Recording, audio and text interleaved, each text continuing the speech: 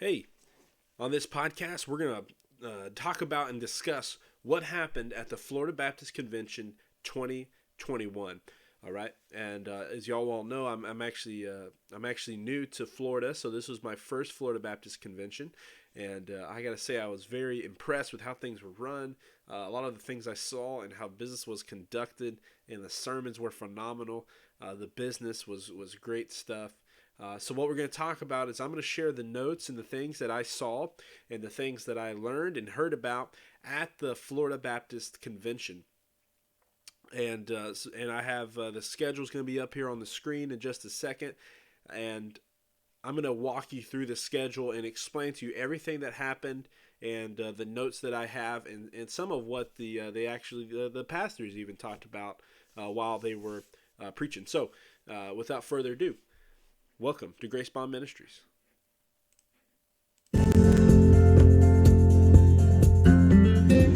For it is by grace you are saved through faith, not of yourselves, but it is a gift of God. Ephesians 2:8. Welcome to Grace Bond Ministries.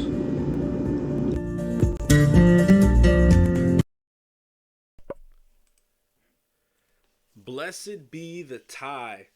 That was the focus, that was the theme of the Florida Baptist Convention. You know, a lot of conventions and business meetings that happen in our world, you know, it's just business. But when you go to a Southern Baptist convention, I've been to a handful throughout my life. And when you go to a Southern Baptist convention, it's really cool because you don't just go to talk about business.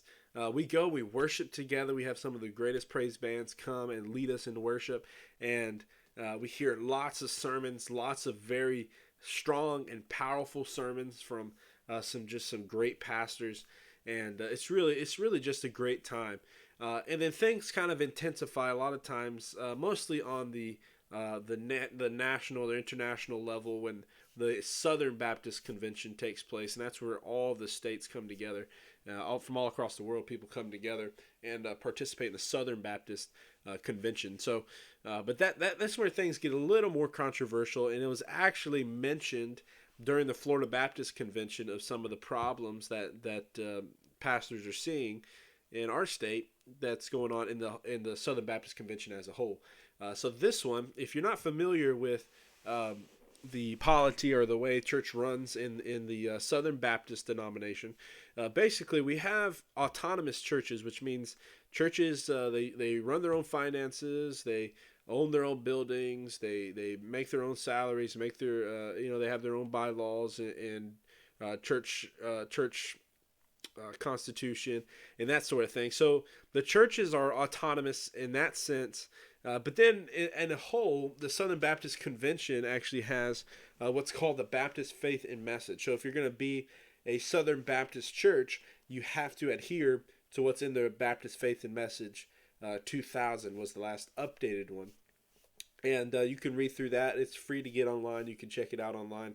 I'll try to put a link for the Baptist Faith and Message in the podcast notes. So, but you have to adhere to that, and then we all come together as a convention because all the churches combine together and they give to things like the Cooperative Program. The Cooperative Program is basically all the churches within the convention cooperate together, and they tithe money to the convention, and then the convention spreads that money out to different ministries that exist around the world. That's ministries within our own state, within our own nation, and then going out to other countries, other nations. And there's some really cool things happen with the cooperative program. And we heard a lot about some of those things during the Florida Baptist Convention.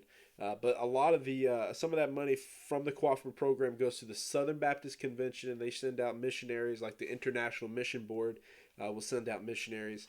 And the Florida Baptist Convention, though, we also keep some of the cooperative funds for things going on in Florida. And so that's kind of some of the stuff. And we have like a president who leads the meetings and directs meetings. Then we have an executive director. Tommy Greene is the executive director. Eric Cummings was the last president. And now we have Paul Purvis as the new president. I'll get to that here in just a second. So So that's kind of how it works. So the churches are autonomous, but we also all come together to work together as a denomination. And I think that's a biblical way to do it. And I personally, I have a hard time with the like independent fundamentalist or non-denominational. I have a hard time with those two because, and oftentimes they kind of group together with each other anyway, so they kind of have a denomination. But I have a problem with them kind of causing disunity. Now they all have their reasons and excuses for why they left the Southern Baptist Convention or why they left their denomination or whatever. But I think a lot of times that it's just uncalled for, and they just want to separate themselves. I think that we need to try. I think we have the strongest group of churches combining together. I think we are the strongest denomination right now. So I put all my prayers, efforts, and everything are to go into keeping the unity between Southern Baptist churches. So, and the Baptist Faith and Message, if you ever read it, it's actually kind of vague. I mean, there's certain things like a Pentecostal would have a hard time being a Southern Baptist. A lot of it has to do with in that circle because we don't believe the Bible teaches that like women can be pastors. So and that's a pretty big issue, and that would keep a lot of people from being Southern Baptist, especially women preachers. So, anyways, that's kind of how it's all set up.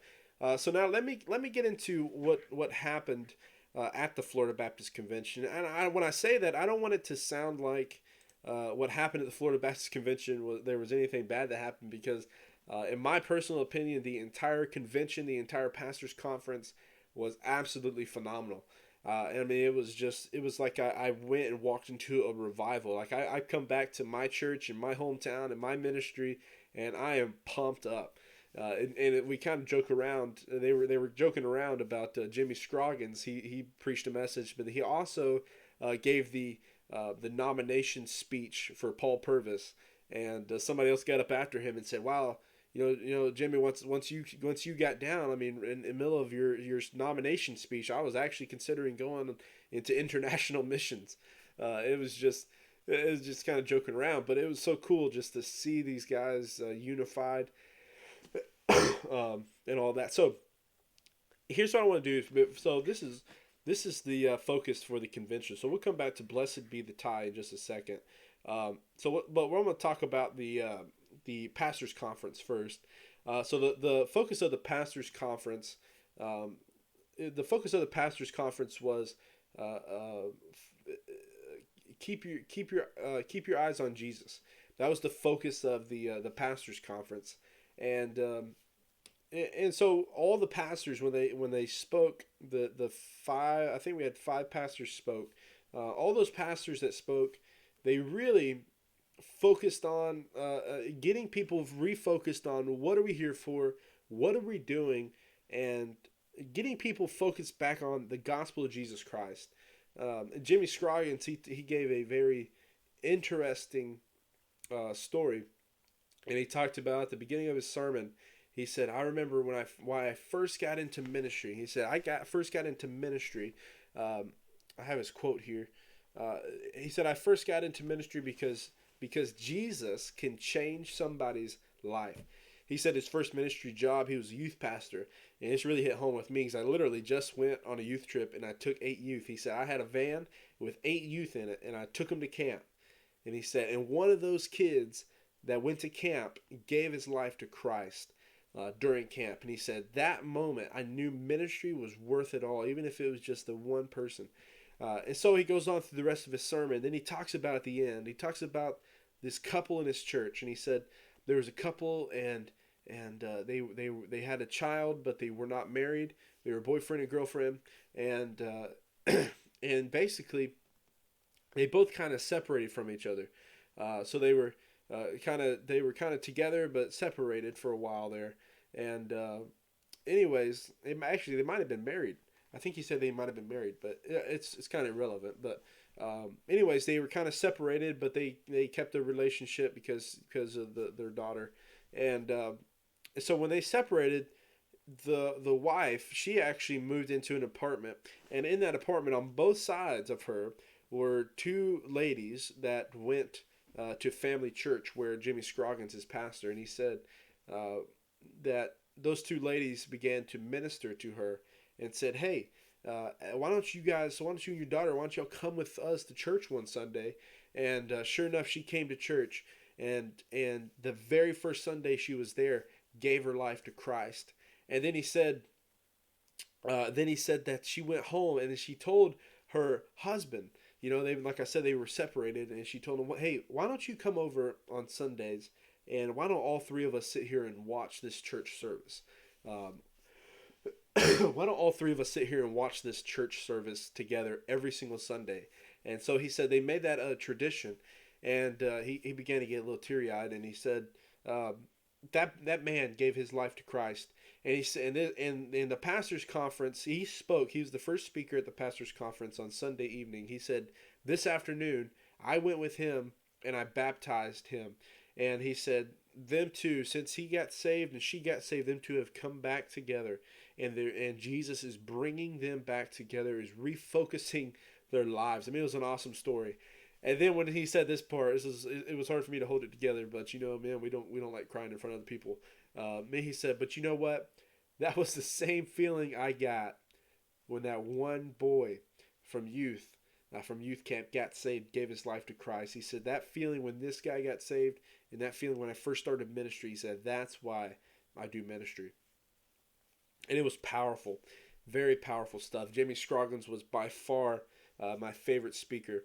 And he talked about Acts 6, and he talked about how the church was holding together, and how the issue of there in Acts 6 of when the Hellenists were getting left out of the food distribution, and how the church dealt with it, and that sort of thing. And I'll just read off his main points. The Holy Spirit wants you to love an imperfect church. The Holy Spirit, second point, wants you to love people different than you. The third point, the apostles recognized that they had to do the same things differently. And one of the cool things that he did is he told the minority culture, he said, "You know who reaches the minorities the best?" Because in Acts 6, he said that they put the Hellenists in charge of getting food to the Hellenists. And he said, "You know what? You know who can reach the minorities the best?" He said, "It's the minorities." And he said, "So you guys, the minorities, you guys have a heavy burden to bear. I need you guys to step up." And he called them out. He said, you guys need to step up and lead, and because you guys are the ones that are going to reach the minorities." And I heard people talking about it in the hallways when they're walking and all that sort of thing. Talking about, man, he really convicted me. I need to step out and step up. Excuse me. So Jimmy Scroggins was great, and I'm not going to give the details for every sermon that much. Now Robert Smith, he's the next one that was on the evening session Sunday night. He actually was not there. He had some kind of issue with his wife, I believe, had some health issues, so he didn't make it. But a guy named Willie Rice, he came and spoke. He also preached from Acts, and he talked about the Simon the one in Acts 8. And Simon in Acts 8, he was he was kind of like a magician sort of thing, and he was trying to use Jesus Christ. He tried to buy the power of Jesus Christ. Some of the points that he got from that: we need to evaluate our models of ministry, and he says we need to examine our mission to make sure we fix our eyes on Jesus. That's the phrase that was the theme. Fix your eyes on Jesus. So that was Ronnie Rice instead of Robert Smith there.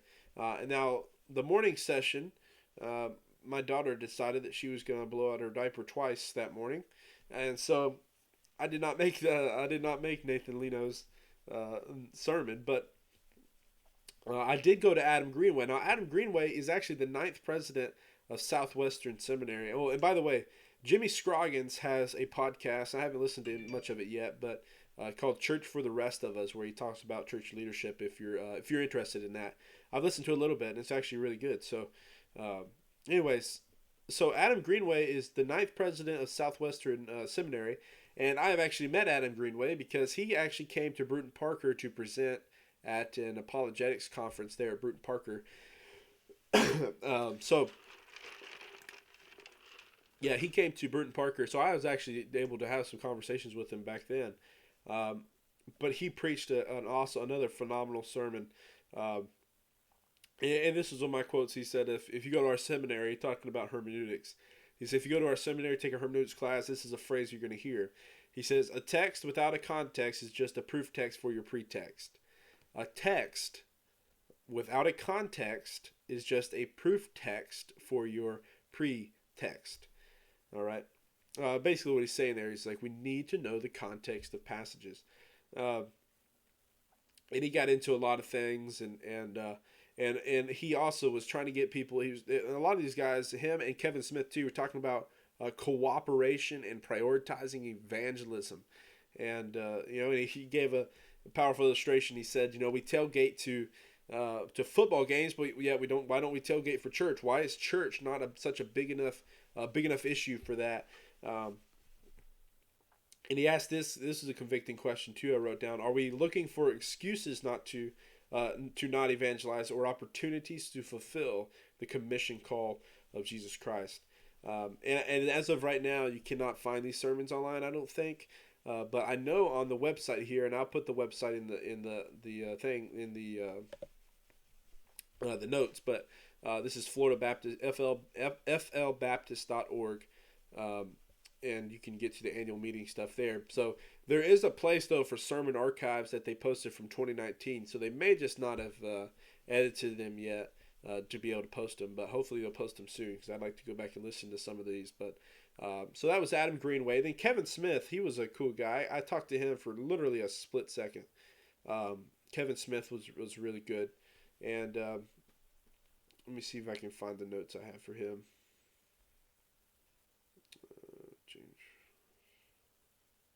There he is. So Kevin Smith. So he's actually only been a Florida Baptist for 1 month, um, and he served as president of Southern Baptist Convention. So he's been a Southern Baptist for a while, but he's only been a Florida Baptist for a month. Served as president of the Southern Baptist Convention. I can't remember what the whole thing's called, but it was the committee basically for racial issues and that sort of thing. He was African American, and it was cool listening to him. And one of the things that the pastor at FBC Leesburg, he was the one that led the convention. I mean the pastors conference.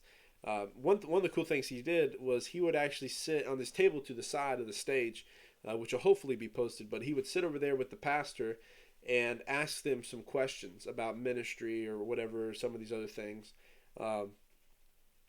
And so he talked to him a lot, and Kevin said, "Listen, it broke my heart to that people, Christians, Southern Baptists, were just kind of ignoring or pushing to the side the fact that their other brothers and sisters are hurting."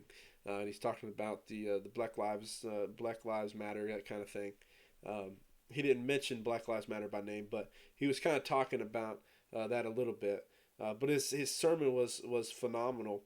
And he didn't get political. He didn't do anything like that. He just said we need to fix our eyes on Jesus. He stuck with that, and he said he said I think many ministers are distracted.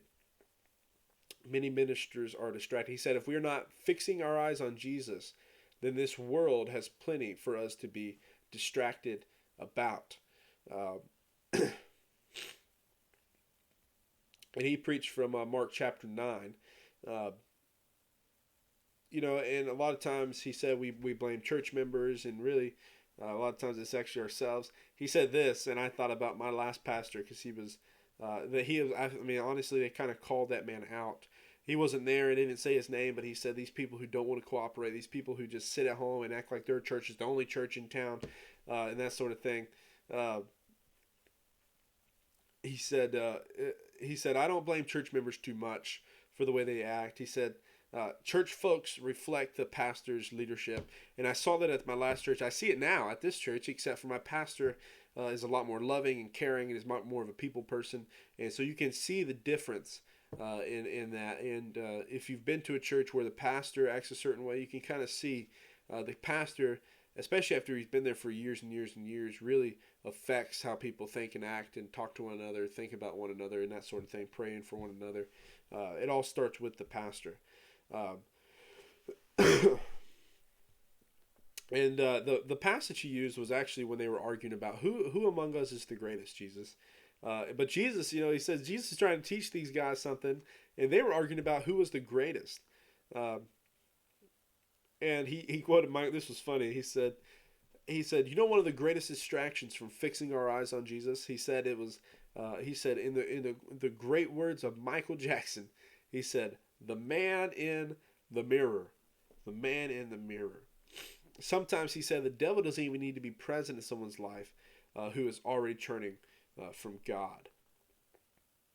And it was funny. He also used the word the peacock bird. They kind of puff up and they make everybody think, oh, it's all about me. He kind of used that. He says some pastors are just peacocks and they just want people to look at them and that sort of thing. I mean, man, it was just hitting the money, hitting right on the money. Um, and he also said this was a good quote. If you think the great commandment is weird, then you are distracted and do not have your eyes fixed upon Jesus. So that was Kevin Smith's sermon, and honestly, it was really good. I suggest, because I'm not giving it anywhere near the amount of attention and description that it needs. You just need to watch it. So hopefully, you'll be posting that to the Florida Baptist website. Like I said, I found the sermon archives, but it was from 2019 and not 2021 yet. So, but granted, it's only been a few days, so I wouldn't expect it to be up that quick, anyways. When I'm recording this, and maybe by the time you're listening to this, I may have already updated them and uploaded them. And then the afternoon session was Jim Henry, and that was actually the time when my daughter blew out her second outfit. So I completely missed Jim Henry's sermon there. So, but I've heard from other people it was really good, and then once it's posted online, I plan on watching that too. So, but fix your eyes on Jesus is what they were all really focused on. So now let me get to the convention here. So now we had the First Baptist Leesburg was leading in worship, and then we get to the convention. So the convention theme that President Eric Cummings, he's actually an African American guy, or ex-president now, he came up with the theme, "Blessed be the tie," and the theme verse was Philippians 1:27. And when I heard that, if you're a common listener of this podcast, you know that I've been teaching Philippians on the podcast. I've been teaching it on Sunday nights to the youth. So I was excited to hear that. I knew exactly what the verse said as soon as he mentioned it. But this is Philippians 1:27. He says, "Just one thing. As citizens of heaven, live your life worthy of the gospel of Christ. Then whether I come and see you or am absent, I will hear about you, that you are standing firm in one spirit, in one accord, contending together for the faith of the gospel." So that was our theme verse. So obviously you could see the focus. That was the whole goal, was to keep the Southern Baptist of Florida unified in all that we say, our actions, everything we do, to keep us all unified. And I think from what I saw, the Florida Baptist Convention is very unified, at least right now. So, all right. So, blessed be the tie. So this was the Florida Baptist State Convention. All right. This started on Monday afternoon at 3:00. So we had worship. I'm not sure exactly who the worship band was. And you can actually see some of their worship. And there's still a video if you click on watch live. I don't think it's on this page. No. If you click here. But if you hit watch live on the website, there's actually the very last session that we were together, which had at least one sermon, and then it had the new officers and that sort of thing. And a little bit of information was presented, but no votes or anything during that time. And I'm not sure if they're going to post that stuff or not, but you could see some of the worship that went on. It was great. It was a great worship time, great stuff going on. And so the first thing that happened was the president, Eric Cummings, at the time, he got up and the convention convened. All right, so the convention started Monday afternoon, and he explained, "Blessed be the tie," and that's from an old hymn, "Blessed be the tie that binds." You can listen to that hymn on Spotify or wherever if you don't remember it. But blessed be the tie that binds. One of the great things I did actually like about my last church was it was singing that song. We used to sing that song after every Lord's Supper. Blessed be the tie that binds.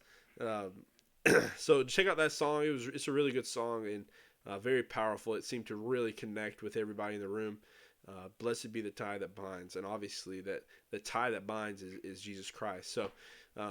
So the convention started. This guy got up there and prayed, and then right beside you, all these when it says right beside you, these were all like videos, and then somebody would come up and speak a little bit about it. So the first one was about church planting, and that one, from what I saw,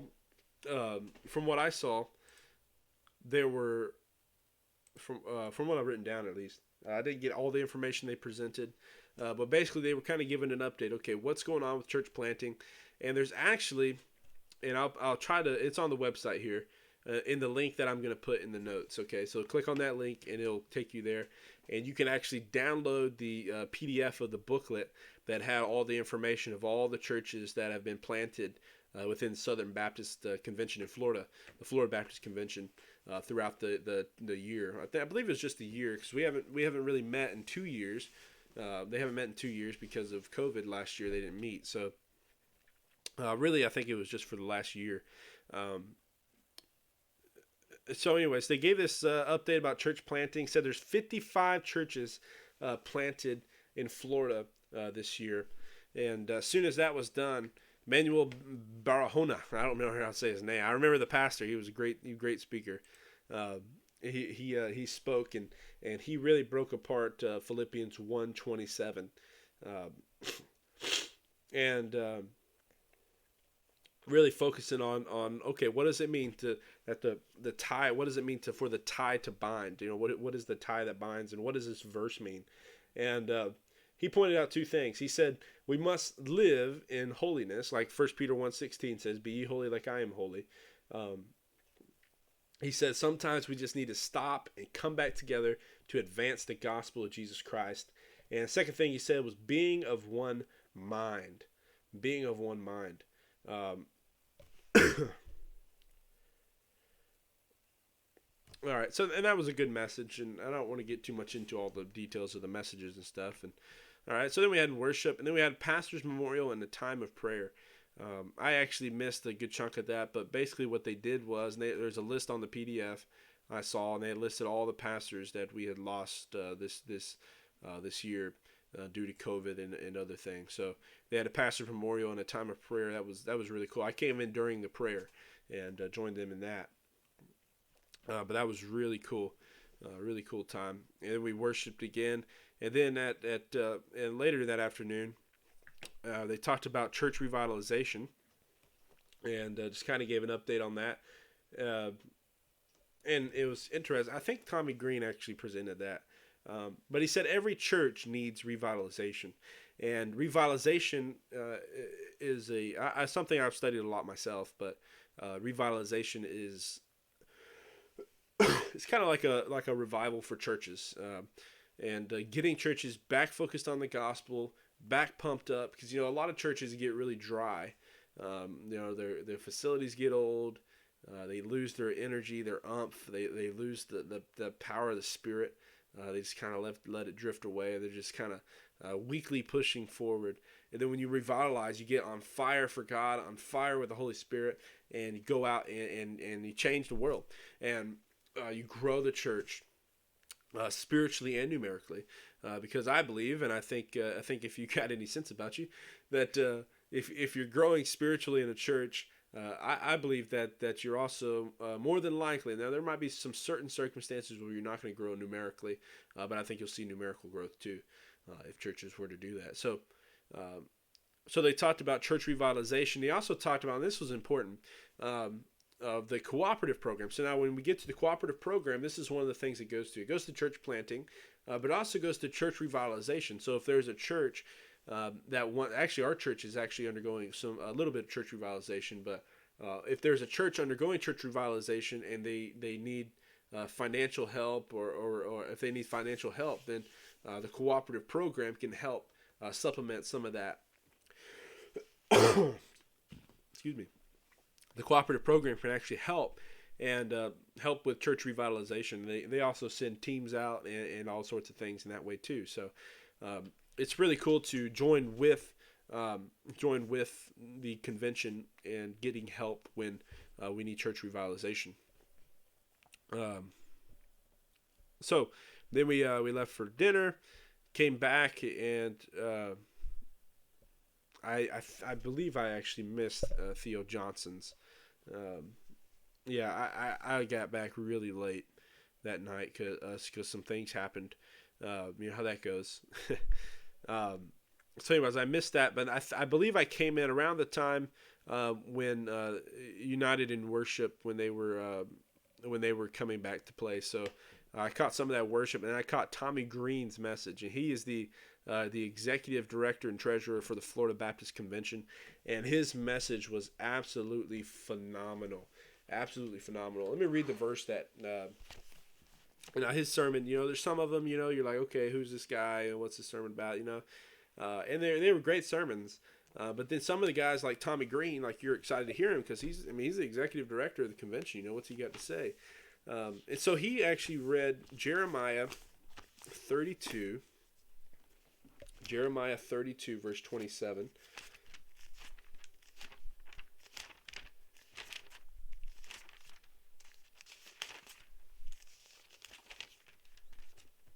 Jeremiah 32:27. He said, "Look, I am the Lord, the God over every creature. Is anything too difficult for me?" So he really focused on, first he's focused on this phrase that God is the Lord. And then he really focused on it and on this point that nothing is too hard for God. Nothing is too hard for God. And he says Southern Baptists, this was interesting, Southern Baptists in Florida actually lead the Southern Baptist Convention in baptism. So we as Floridian Southern Baptists, we are actually setting the standard for baptisms. And so we need to keep that fire going and realize that there is nothing too difficult for God to do. Nothing too difficult for God to do.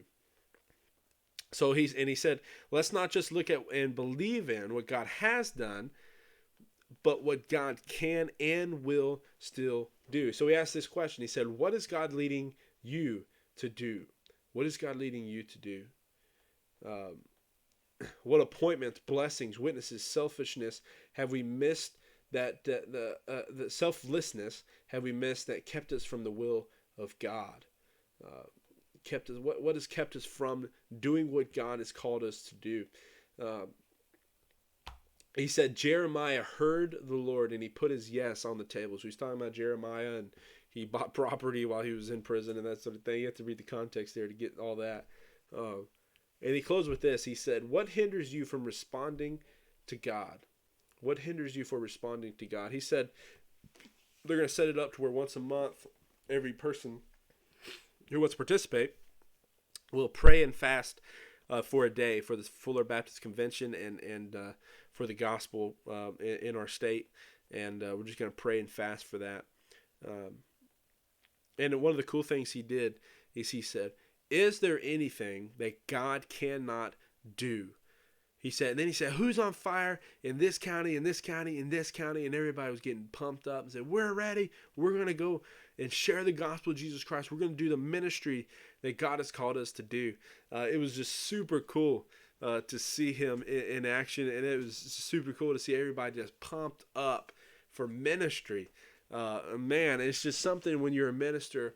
It's not something you see all the time. Everybody you get all these ministers together, and there's so much, just so much force and so much firepower.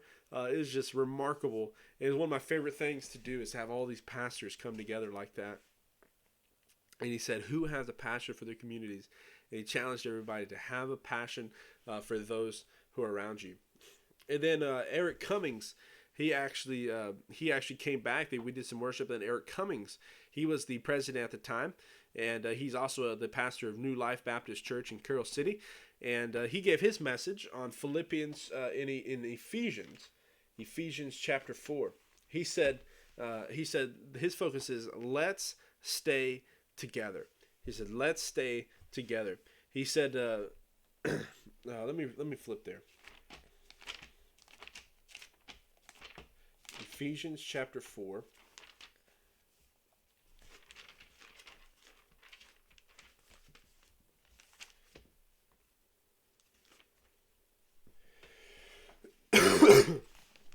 He said, this is the tie that binds. Listen to this.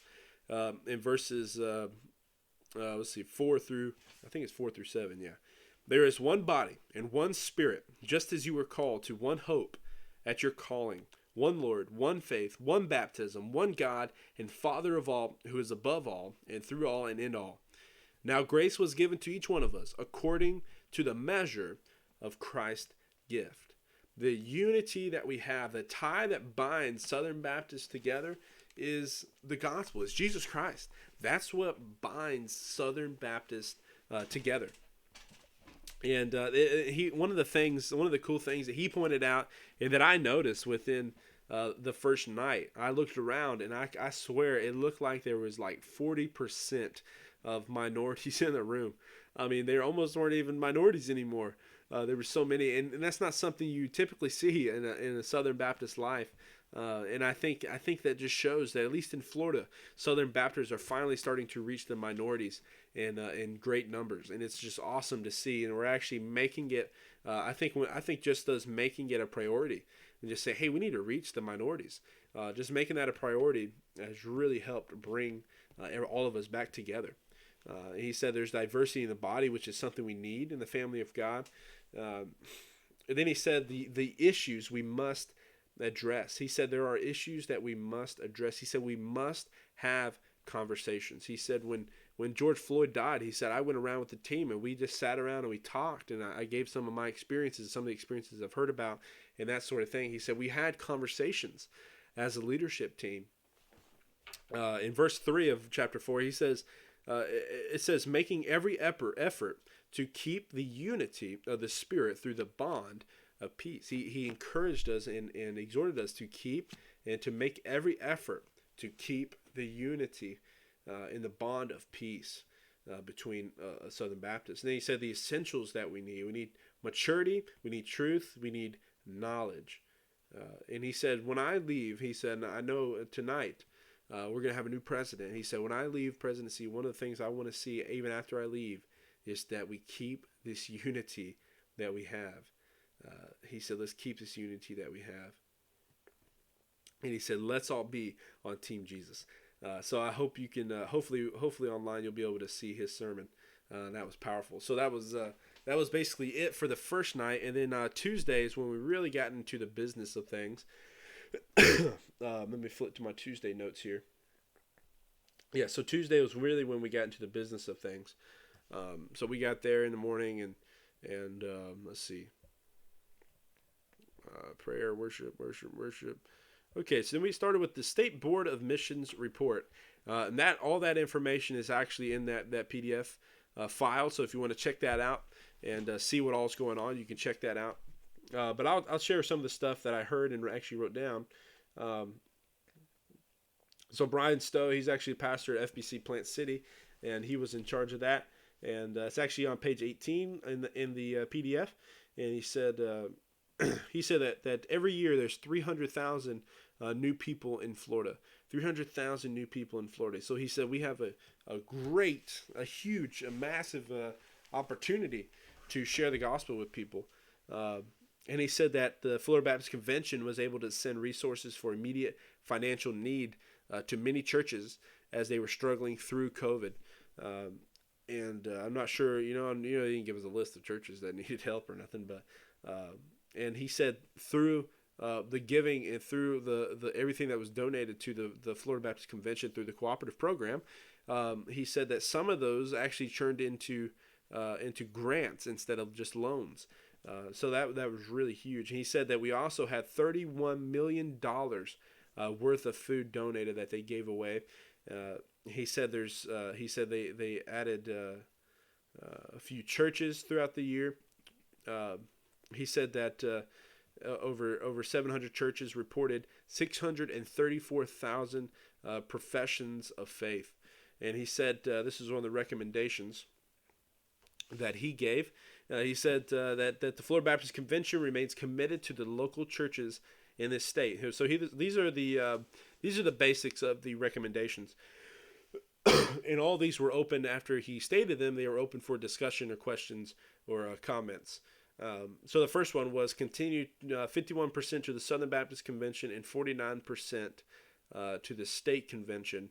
And that was passed with flying colors. I think there was only one person that voted against it.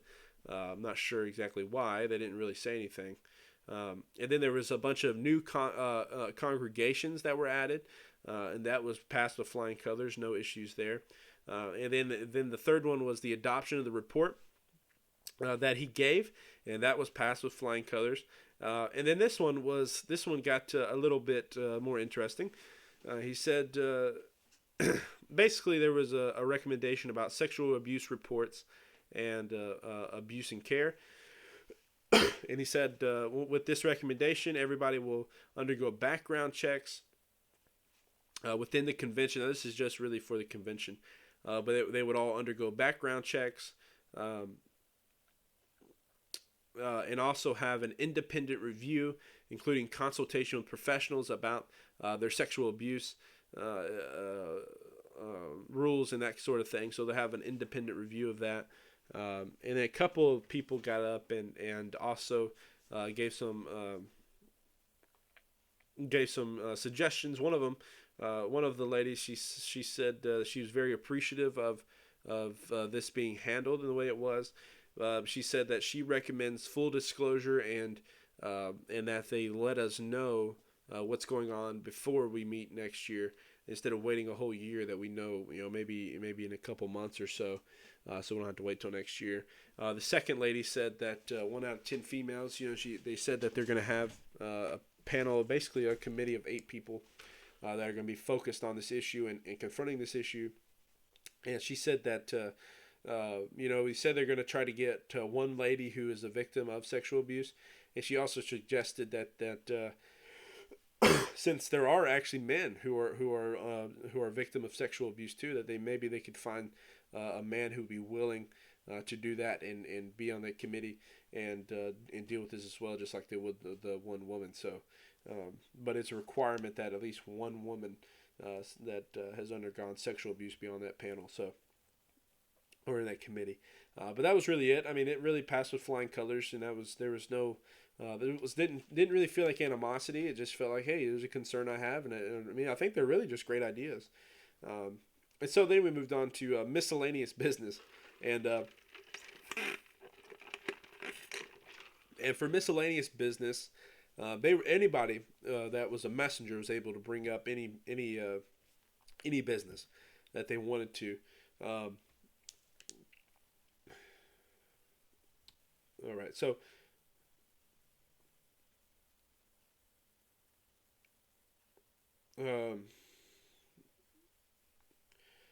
Really a miscellaneous business. They presented this, but I was really confused looking at it while I was here. But they mentioned this, but it really wasn't.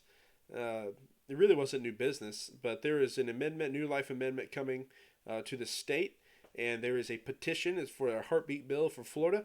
There's a petition on heartbeathero.org.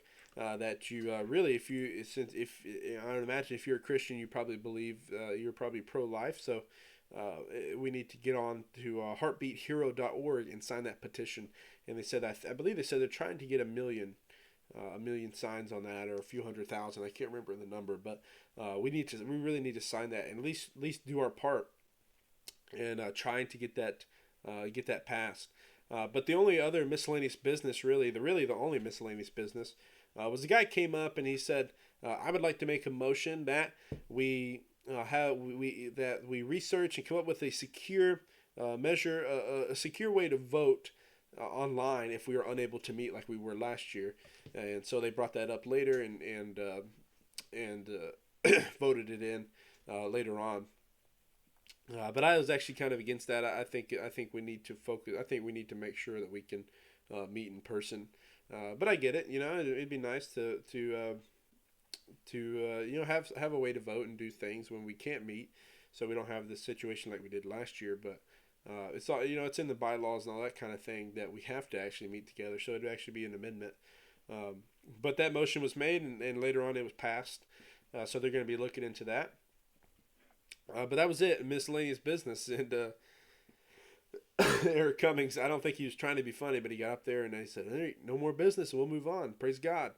And everybody kind of laughed, and he's like, "Well, no, wait a minute. No, I'm serious, but let's praise God. I mean, it was good business and no issues. Praise God."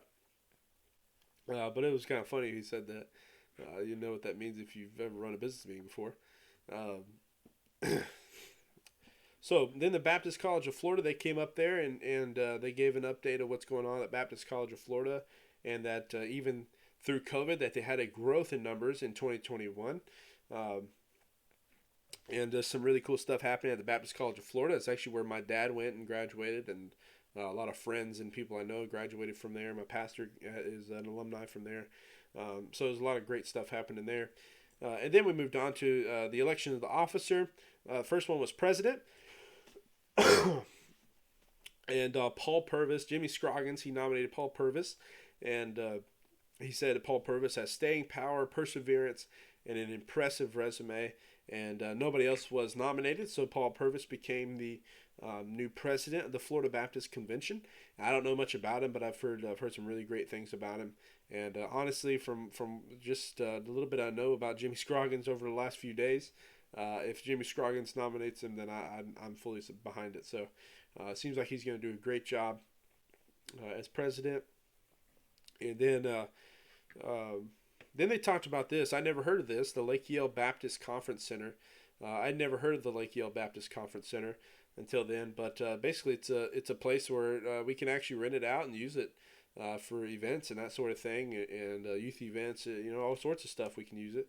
And he said that we were able to come and host a group event or volunteer for some other things. And I believe it's more for like an adult ministry place, but they also have added some student ministries.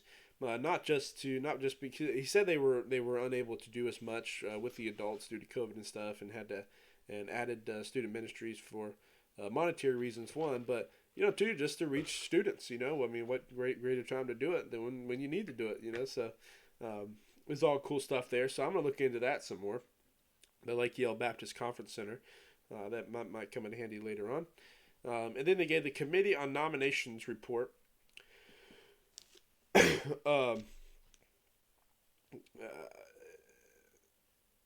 don't really remember what happened there. It wasn't much. And I believe all that information is in the book too, but there was no issues there. Everything passed with flying colors. And then the Cooperative Ministry report for the Florida Baptist Children's Home. That was really cool. They talked about there's a lot of children getting saved.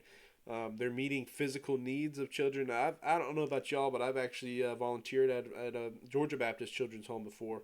And it's just really cool work they do, bringing kids from these broken homes, give them new parents, nice house, and they're well taken care of.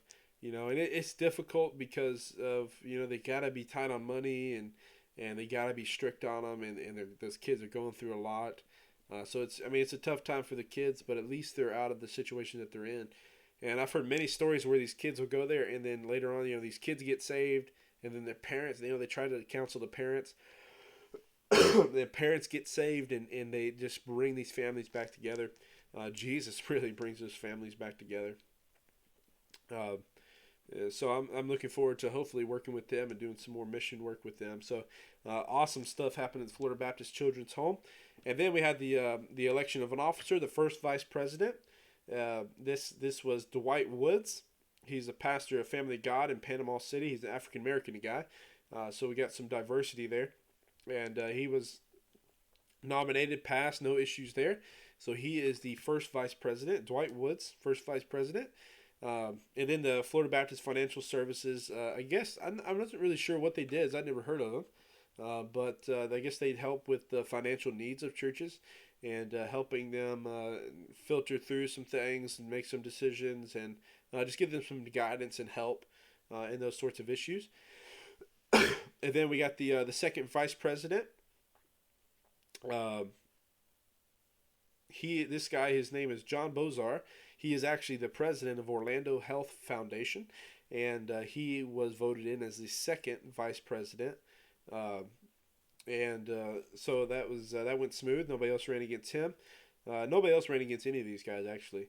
And then we got the recording secretary was Dr. Randy Huckabee. He's the lead pastor at First Baptist Church of Dade City. So he is still, I believe he's just serving again as the secretary.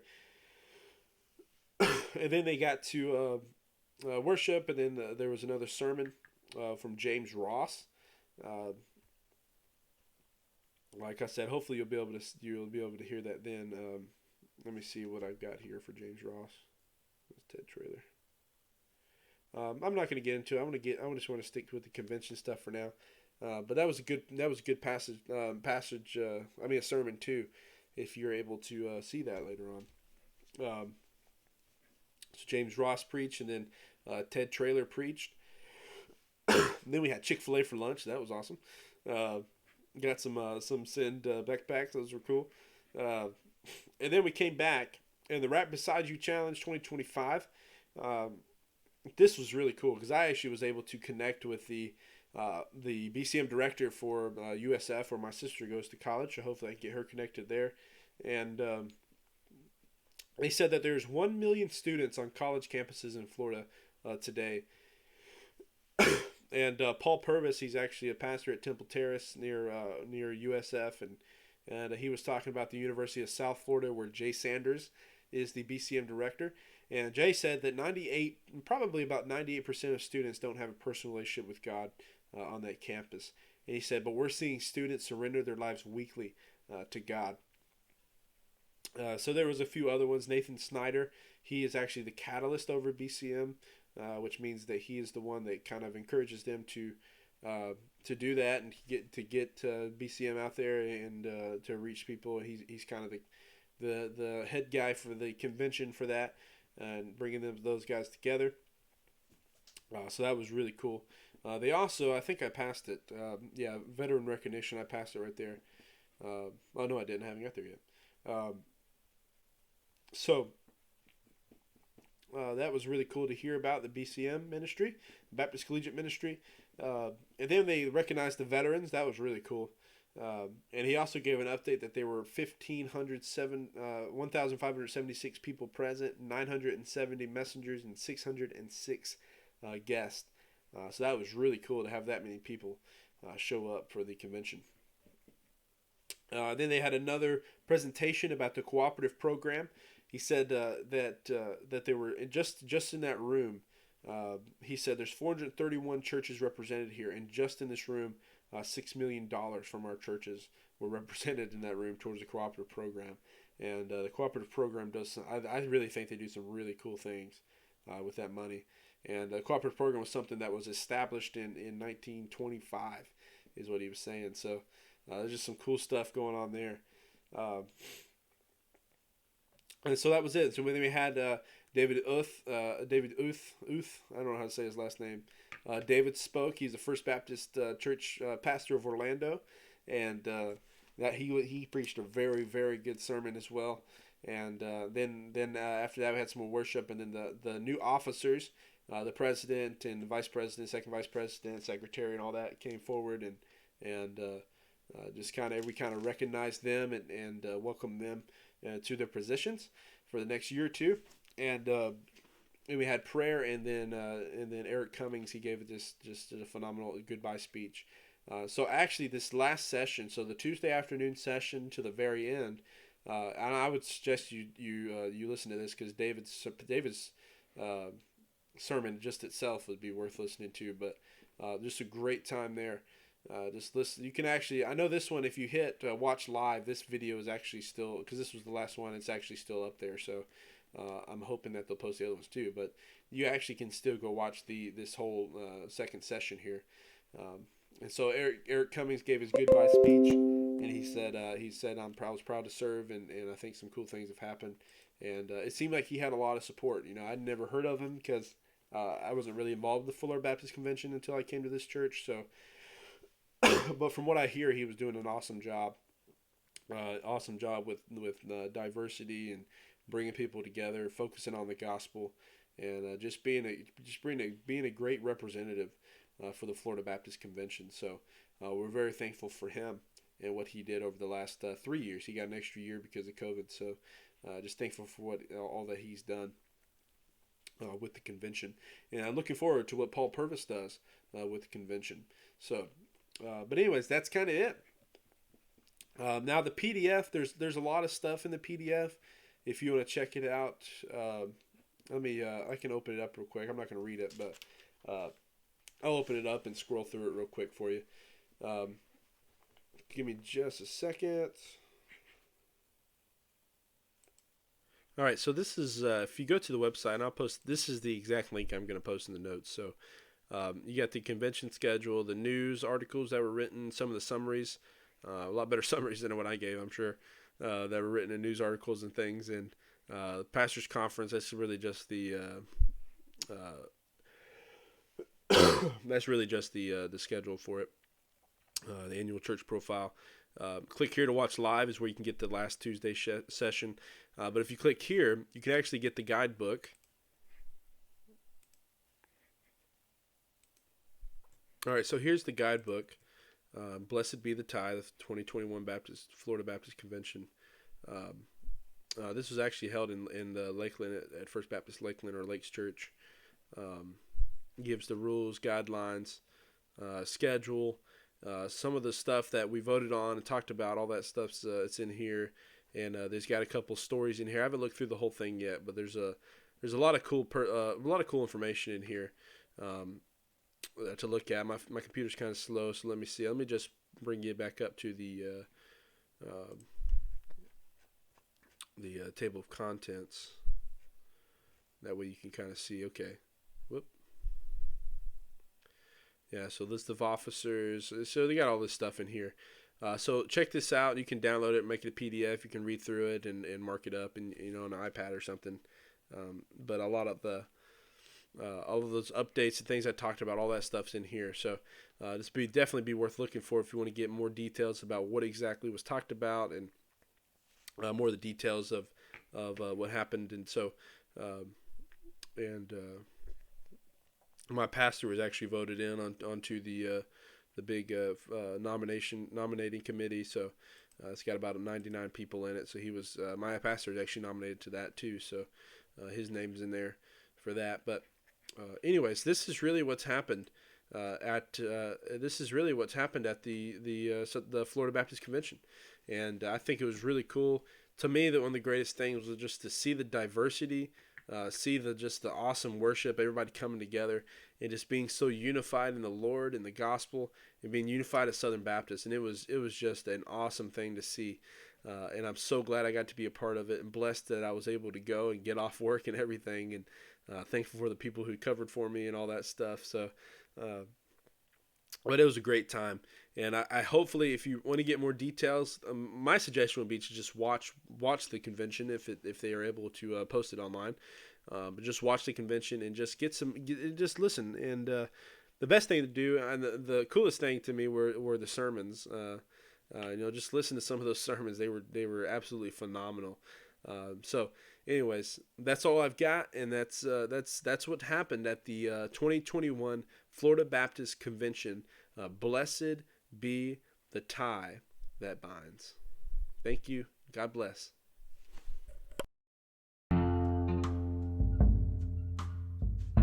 Thank you so much for watching the Grace Bond Ministries podcast or listening to the podcast.